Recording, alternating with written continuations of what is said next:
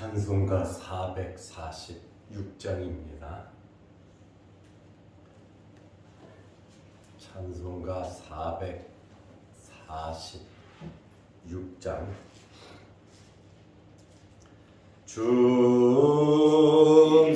외에는 참 기쁨 없도다. 날 사랑하신 주 늘 계시옵소서. 기쁘고 기쁘도다. 항상 기쁘도다. 나 주께 왔사오니 복주옵소서.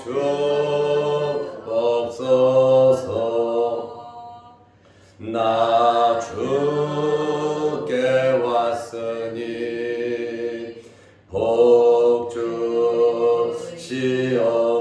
복주시옵소서. 주 함께 계시면 큰 시험 이기네. 기쁘고 기쁘도다. 항상 기쁘도다. 나 주께 왔사오니 복주옵소서. 주 떠나가시면 내 생명 헛되네. 기쁘나 슬플 때 늘 계시옵소서. 기쁘고 기쁘도다. 항상 기쁘도다. 나 주께 왔사오니 복주옵소서.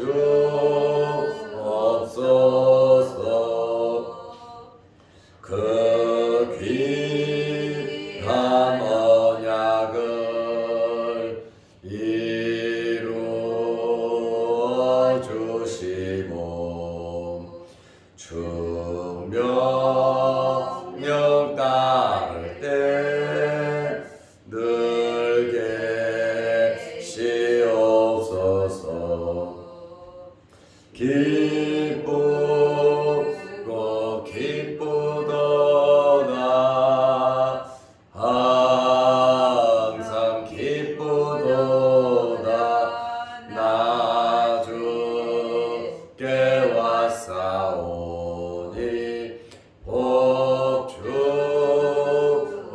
복주옵소서.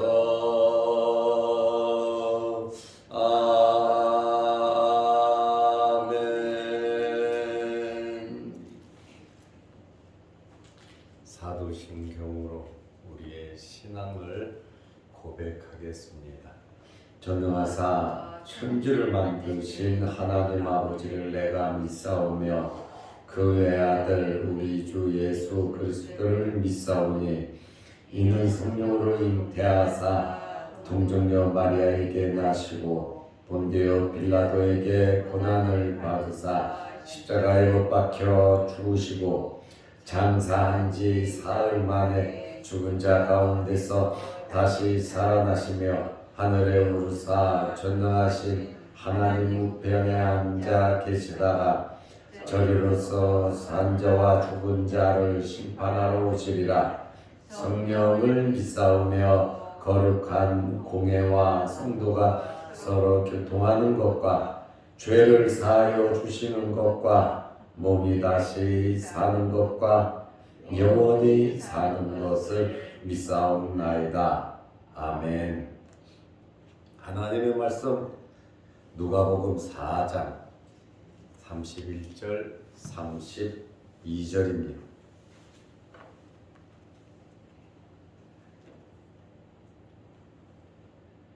갈릴리 가버나움 동네에 내려오사 안식일에 가르치시매 그들이 그 가르치심에 놀라니 이는 그 말씀이 권위가 있음이러라.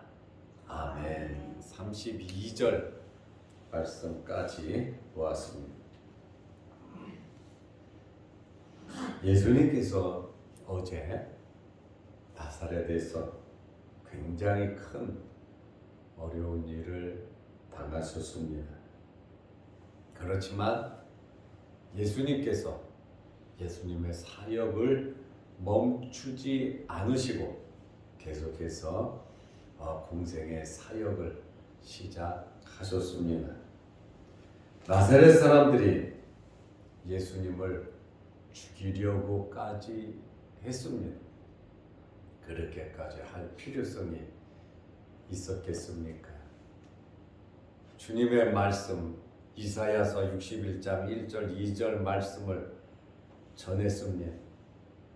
메시아에 대한 말씀에 자신에 대한 말씀에 그런데 저 목수가 이상한 말 한다고 교만하다고 주제 모른다고 예수님을 잡아 죽이려고 끌고 산 낭떠러지까지 끌고 가서 예수님을 산 밑으로 던져 죽이려고 했습니다. 예수님께서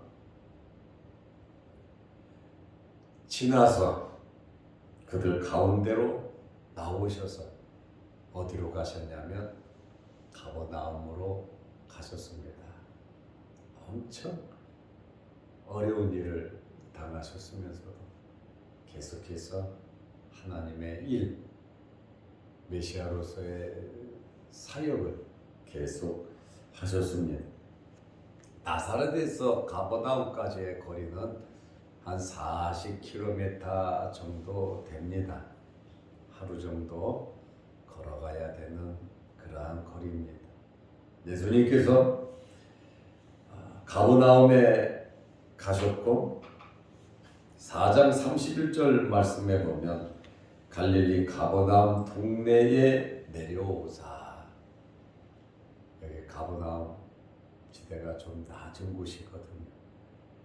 그래서 나사렛에서 가버나움으로 내려오사, 내려왔다 이렇게 표현을 하고 안식일에 가르치심에 여기 가버나움이라고 하는 동네의 이름의 뜻은 나훔의 동네라는 뜻이에요. 우리가 이 나훔은 선지자죠. 나훔서를 기록한 선지자인데 나훔의 동네라 이렇게 가버나움.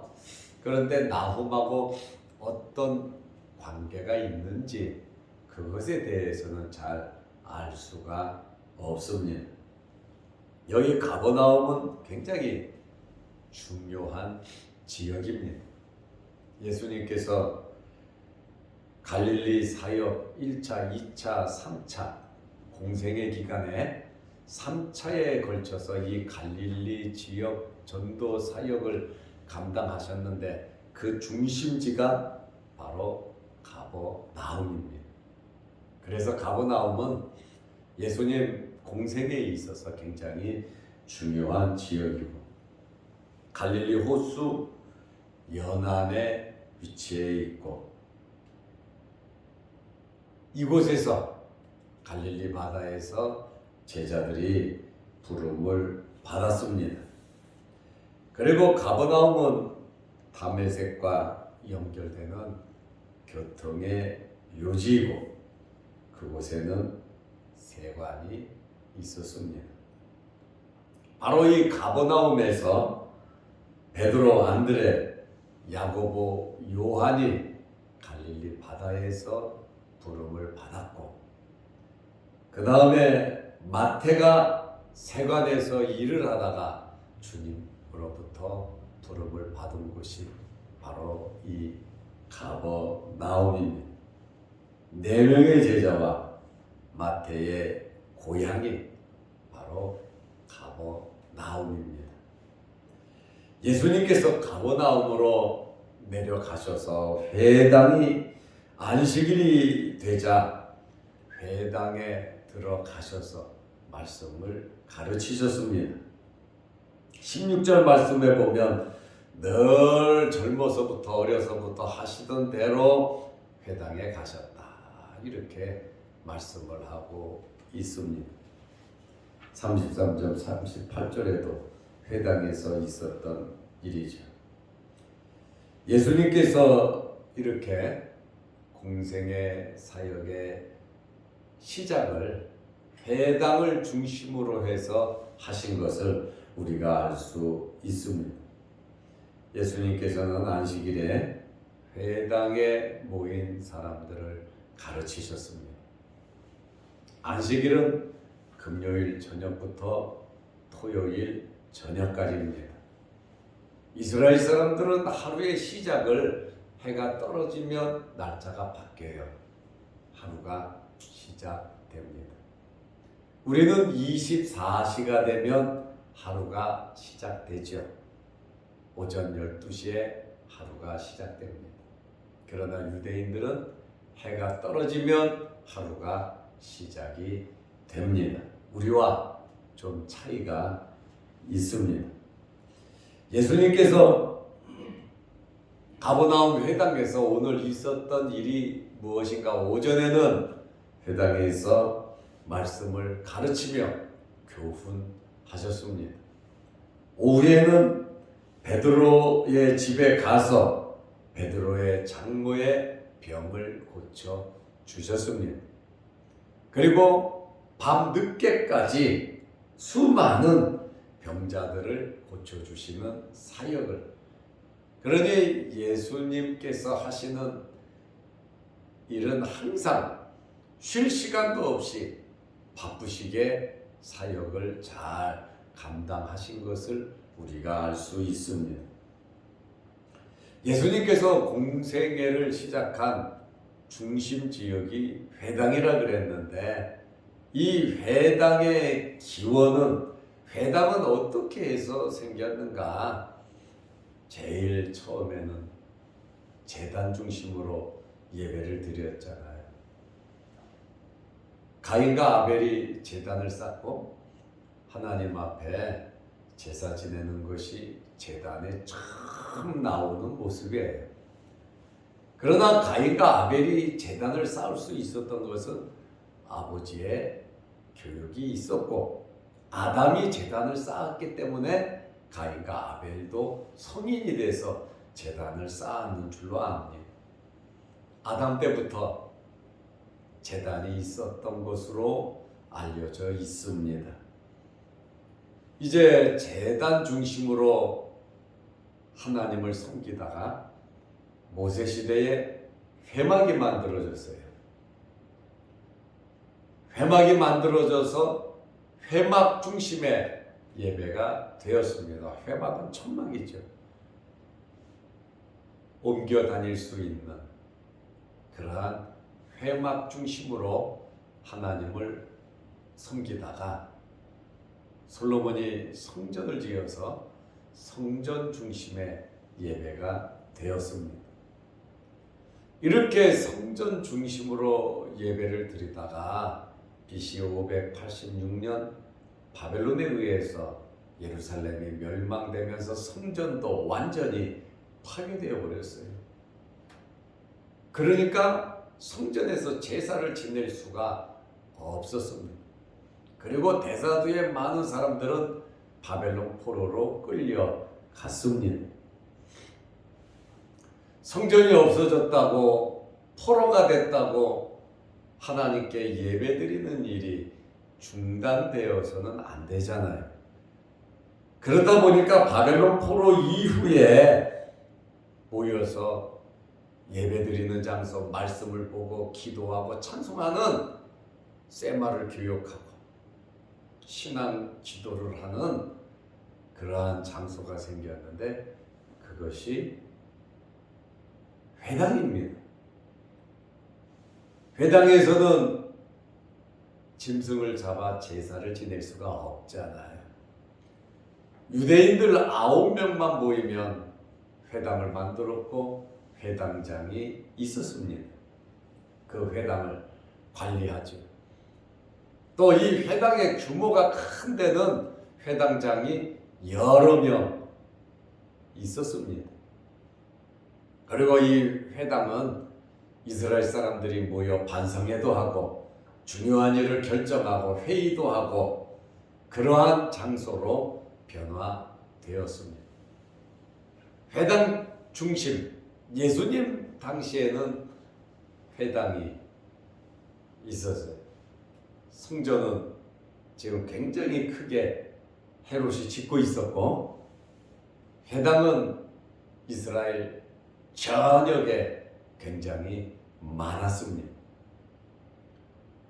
이제 회당 중심의 예배에서 예수님께서 죽으시고 부활하심으로 이제는 교회가 생기고 교회 중심의 예배로 바뀐 겁니다. 하나님을 만나는 장소가 제단에서부터 시작해서 회막으로, 성전으로, 회당으로, 교회로 바뀌었고 안식일에 모이던 데서 주일로, 끝날이 아닌 첫날을 이렇게 하나님 앞에 드리는 그러한 날이 바로 주일입니다. 초대교회 당시에는 안식일과 주일 같이 모이다가 초대교회 이후부터는 완벽하게 주일로 교회에서 예배를 드리고 하나님을 찬양했습니다. 이렇게 예수님께서 회당에 가서 말씀을 읽고 말씀을 강론하고 회당에서 각종 병자들을 치료하는 놀라운 일들을 많이 행하셨습니다. 예수님께서 가버나움에 내려가셨고 안식일날 말씀을 가르치셨습니다. 누가복음 4장 32절에 보면 그들이 그 가르치심에 놀라니 예수님의 말씀을 들은 회당에 온 사람들이 전부 다 깜짝 놀랐습니다. 여기 놀랐다라고 하는 이 말은 엑세플레손토라는 헬라어인데 두 개의 단어가 합쳐진 거예요. 밖에서부터 친다, 외부에서 때린다고 하는 그러한 말이거든요. 외부에서 충격을 받았다, 외부에서 무엇인가 쇠망치로 얻어맞듯이 맞았다라는 뜻이에요. 다시 말씀드리면 말씀을 듣고 충격을 받았다는 거예요. 그래서 정신이 멍하다, 넋을 잃을 정도로 감동을 받았다. 예수님의 말씀을 듣고 이렇게 놀랐다. 저는 여러분들이 하나님의 말씀을 듣고 이런 감동, 감격이 있으시기를 바랍니다. 아멘으로 받아들이면 되는 거예요. 나사렛 사람들은 시기 질투로 예수님을 잡아 죽이려고 했어. 그 선지자들이 보고 싶은 메시아, 선지자들이 듣고 싶은 메시아의 말씀, 그렇게 수천 년간 예언됐던 메시아가 나사렛에서 자랐고 나사렛에서부터 이제 갈릴리 지역에서 공생애를 시작하며 자기 고향에서 말씀을 전했는데 이렇게 잡아 죽이려고 해서야 되겠느냐 그 말입니다. 옛날 선지자들은 아브라함도 그랬고 다윗도 그랬고 예수님을 그렇게 보고 싶어 했거든요. 그런데 예수님께서 오셨는데 내가 메시아라는데 잡아 죽이려고 했다. 산 낭떠러지에서 던져 죽이려고 했다. 참 말씀을 듣고 잘못된 것이 있으면 회개하면 되는 거예요. 그러면 다시금 기회를 받을 수 있는 건데 말씀을 듣고 너무 완악해지면 안 된다는 거예요. 스데반 집사의 설교를 듣고 그 사람들이 마음이 완악해지니까 귀를 막고 이를 갈면서 성 밖으로 집어 던지고 돌로 쳐 죽였잖아요. 이러니 망할 수밖에 없지요. 예수님의 말씀을 듣고 놀랐다 이렇게 말을 하고, 이는 왜 이렇게 놀랐는가 이유를 설명하고 있어요. 그 말씀이 권위가 있음이라. 예수님의 말씀에는 권위가 있다. 그 권위가 어디서 나오는지 압니까? 무게 잡는다고 권위가 나오는 거 아니에요.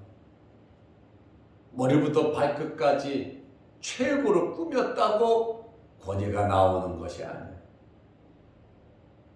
외형을 아름답게 꾸몄다고, 환경을 만들었다고 권위가 오는 것이 아니라, 권위는 말씀 속에 있는 겁니다. 말씀에 권위가 있습니다. 예수님께서 가르치신 교훈, 말씀에 놀란 겁니다. 왜요? 예수님께서는 진리를 말씀하셨습니다. 생명과 사망과 영생에 관한 말씀을 하셨습니다. 예수님의 말씀에는 질서가 있고 체계가 있었다는 거예요. 중구난방, 자기도 모르는 이야기를 하신 것이 아니에요. 말씀이신 예수님께서 체계 있게 자세하게 말씀을 전했습니다. 설교하는 사람이 설교의 내용을 모르고 남의 거 뺏겨가지고 남의 이야기 들은 거 가지고 이야기를 하면 그게 되겠습니까? 거기에는 권위가 없고 생명이 없습니다. 예수님은 주변의 예화를 들어도 실질적인 생활에 관계된 예화로서 교훈을 하셨어요. 구름을 잡는 것 같은 그러한 말씀을 하시지 않았어요. 예수님은 분명히 생활 속에서 지혜를 말씀하셨어요. 하나님의 그 놀라운 사랑, 그리고 하나님의 아들로서 권세를 가지고 말씀하셨습니다. 하나님의 마음으로, 하나님의 능력으로 말씀을 하셨습니다. 마태는 예수님의 이러한 말씀이 서기관들과 같지 않았다 이렇게 말씀을 하세요. 서기관들과 비교를 했어요. 서기관들이 대부분 바리새인들이고, 회당에서 가르친 사람들이 대부분 바리새 랍비들입니다. 서기관들은 대부분 조상들의 유전을 가르쳤어요. 하나님의 말씀보다도 조상 때부터 내려오는 유전 이야기, 또 자기 스승들에게 배운 것, 그것을 가르치고 인용하는데 그쳤습니다. 그러나 예수님은 하나님의 말씀을 가르치셨다. 진리를 가르치셨다. 말씀 속에 생명이 있고, 말씀 속에 능력이 있고, 말씀 속에 힘이, 말씀 속에 해결의 열쇠가 있습니다. 오늘 예수님께서 가버나움 회당에서 그들이 그 가르치심에 놀라니, 이는 그 말씀이 권위가 있음이로라. 권위가 있는 우리 예수님의 말씀을 항상 우리 마음 중심에 모시고 항상 은혜 안에 살아가시기를 주의 이름으로 축원합니다. 기도하겠습니다. 하나님 아버지, 나사렛에서 그렇게 어려움을 당하셨지만 그곳에서 다시 40km 떨어진 가버나움에 오셔서 또 공생의 사역을, 회당을 중심으로 열심히 하시는 주님의 모습을 보면서 우리의 환경이 어떠하든지 그 환경 속에서 하나님을 바라보고 믿음 생활 잘할 수 있는 저희들 되게 하옵소서. 한 주간 동안 주의 전에 나와 이 새벽에 예배를 드리게 하시고 기도하게 하시오니 감사합니다. 우리가 주의 전에 나와 머리 숙여 기도하는 기도 제목마다 하나님 응답하여 주시고 하늘 문이 열리게 하옵소서. 또한 우리 모두에게 건강함을 허락하여 주시고 지금 세계 모든 나라가 이 독감으로 인해서 코로나 못지않게 어려움을 당하고 있습니다. 이 독감의 어려움 속에서 독감이 우리에게 침범하지 않도록 하나님께서 우리에게 건강을 허락하여 주옵소서. 내일 거룩한 주일을 잘 예비하게 하시고 주일에 주의 전에 나와 하나님을 섬기는 복된 성도들이 다 되게 하옵소서. 영상을 보면서 함께 말씀으로 은혜 나누는 성도들에게도 크신 복을 내려 주옵소서. 오늘 하루도 주 안에서 승리하게 하시고 만나는 모든 사람들에게 예수 그리스도의 사랑을 나누어 주게 하옵소서.